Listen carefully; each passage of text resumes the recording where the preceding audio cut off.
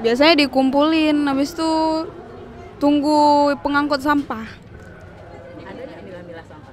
Nggak ada, 1 tong sampah untuk semua. Pertama dikumpulkan dulu, setelah mungkin 2 hari atau 3 hari baru kita pisah.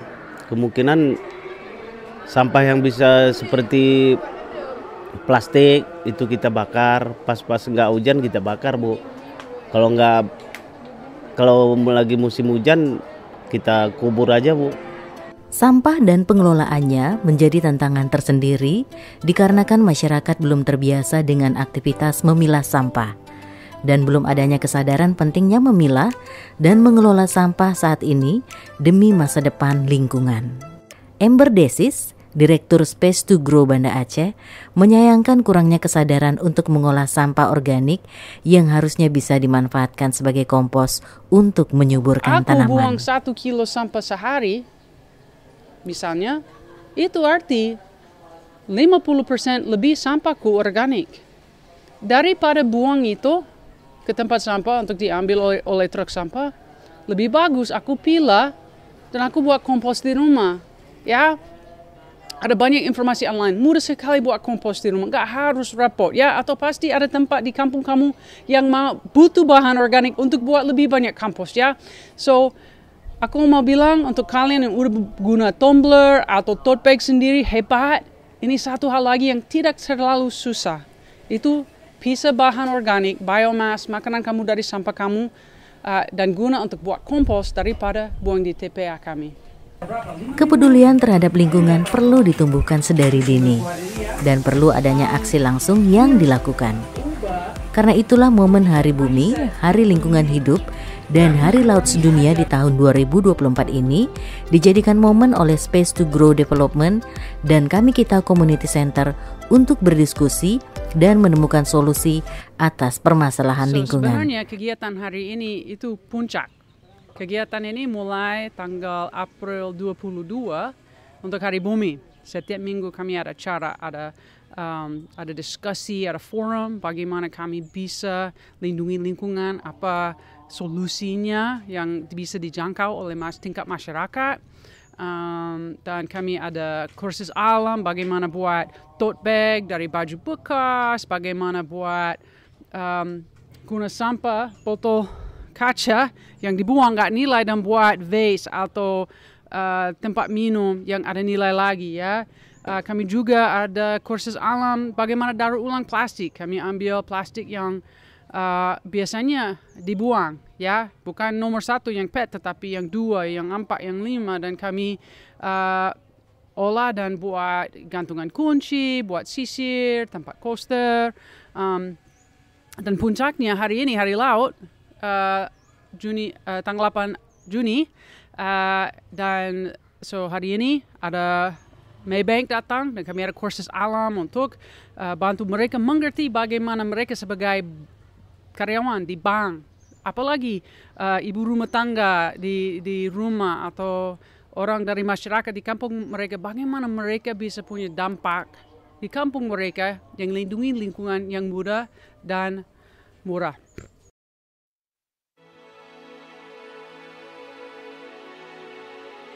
Di sesi talkshow, hadir narasumber dari pihak pemerintah dan juga praktisi lingkungan. 14 atau 15, setiap musim hujannya kampung kami kebauan. Kecium bau dari sampah di Ulele, ya. Kami tinggal di pesisir di Ulele. Sampah yang dari TPA Blambintang itu pada suatu waktu nyampe ke kampung kami. Hembusan anginnya ke kampung. Ada pasti pernah tahu loh gimana baunya sampah di TPA, ya. Banget. Nah itu sampai ke kampung kami. Kampung kamu, UMKM kamu, bagaimana semua itu bisa menjadi ramah lingkungan. Solusi yang mudah dan murah yang bisa dijangkau oleh orang sehari-hari, bukan tingkat industri, bukan mahal, bukan repot, ya. Bagaimana kami bisa lebih hijau, lebih green, ya, lebih close the loop, circular, ya, lebih ramah lingkungan. Seperti itu. Dan juga tadi ada dijelasin tentang penggunaan membawa tumbler dan yang lainnya. Selain itu kita nih kan perempuan seringkali nih ngelihat sesuatu yang lucu, lucu, aku pengen beli gitu, dan akhirnya sudah menumpuk di rumah dan itu tidak digunakan. Menurut saya ada bagusnya itu ditahan, nafsu yang seperti itu ditahan, dan jika ingin membeli suatu barang memang ingat itu fungsi dan bisa selalu dipakai dan tidak jadi pajangan saja. Namun, permasalahan sampah sampai saat ini belum menjadi perhatian serius dari masyarakat, dikarenakan belum merasakan dampaknya secara langsung. Juga belum merasakan bagaimana rasa asap bakaran sampah itu masuk ke dalam hidung kita. Kita belum pernah melihat orang meninggal di depan mata kita gara-gara limbah sampah. Itu yang menjadi hal kenapa mungkin masyarakat kita khususnya Kota Banda Aceh itu belum sadar. Masih gitu. kurang sadar. Masih kurang, karena mungkin kan bila oke, kota masih bersih, tapi kalau seandainya Pak Awi bilang kita nggak usah kerja seminggu tuh Banda Aceh jadi, wah nggak tahu kita bilang ya. Kota sampah ya. Tingkat lebaran aja bang, 3 hari itu pegawai ya, maksudnya kita juga kan pekerja kebersihan itu juga bagian manusia, mereka juga butuh liburan gitu. 3 hari mereka libur itu kita lihat cuitan, nauzubillah ya. Pengelolaan sampah merupakan bagian penting dalam penanganan sampah untuk merubah sampah menjadi bentuk yang lebih stabil dan tidak mencemari lingkungan serta mengurangi timbunan sampah di TPA. Memang semua harus dimulai dengan waste re-education, artinya pengubah mindset bagaimana sikap kita terhadap sampah. Karena seringkali orang bertanya bagaimana menyelesaikan masalah sampah. Menurut kami di tempat ini, yang salah bukan sampahnya, yang masalah adalah yang nyampah gitu. Sehingga kegiatan dan expo yang berlokasi di Gampong Mulia Kuta Alam Banda Aceh ini menjadi contoh event atau kegiatan yang minim sampah, yang semangatnya adalah reduce, reuse, dan recycle. Hari Bumi diikuti dengan 3 hari yang lalu ada Hari Lingkungan Hidup di 5 Juni, dan hari ini adalah penutup Hari Laut. Kami menjadikan itu suatu rangkaian, yaitu kegiatan yang memang ramah lingkungan. Memberikan contoh apakah bisa melakukan event yang mengundang banyak orang dengan kegiatan yang lumayan padat, tapi dengan sampah yang sangat-sangat minim. Dan salah satu contoh mungkin di event kami tidak ada spanduk, kami menggunakan mural instead of spanduk gitu ya. Nah juga ada event thrifting, spiritnya adalah reduce, reuse, recycle, di mana pengurangan sampah luar biasa pada saat event, penggunaan kembali barang yang dijual supaya ada fun ya, suka belanja, suka membeli barang tapi semua second hand dan bukan monja. Dan juga ada demo untuk kegiatan daur ulang. Khusus hari ini kita fokusnya di plastik dan kaca karena kami melihat ada lubang yang sangat besar untuk kebutuhan daur ulang di tempat on the spot tentang kaca dan plastik. Upaya penyelamatan lingkungan tidaklah membutuhkan hal-hal yang besar. Hal-hal sederhana yang bisa kita lakukan akan menyelamatkan lingkungan. Kalau secara kesadaran, masyarakat Aceh khususnya pemuda itu sudah sangat sadar sebenarnya. Namun yang kurang itu adalah tindakan. Jadi kalau sekarang itu kita lagi ngedorong bagaimana cara anak muda itu untuk mau bertindak. Kalau kita bilang oke, 3R mereka sudah paham, saya rasa karena itu memang udah menjadi umum. Dan kebanyakan anak muda sekarang itu masih gengsi ya. Gengsi dalam artian ya gengsi untuk pakai tumbler, mungkin gengsi untuk bawa kotak makan sendiri, gengsi kalau seandainya minum sesuatu nggak pakai sedotan. Mungkin hal-hal seperti itu yang perlu dibenahi khususnya di anak muda. Mulai dari sekarang stop, kalau bisa dikurangi mungkin cobalah untuk mulai dikurangi. Seperti hal sederhana, kalau ke warkop mungkin tidak menggunakan sedotan lagi. Atau mungkin udah bisa mulai bawa tumbler sendiri. Atau lebih keren lagi kalau beli ayam geprek, jangan pakai styrofoam lagi pastinya.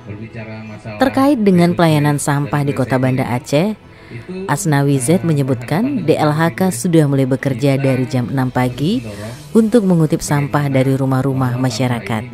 Menjaga kebersihan bukan hanya tugas dinas saja, tapi merupakan kolaborasi dengan semua pihak.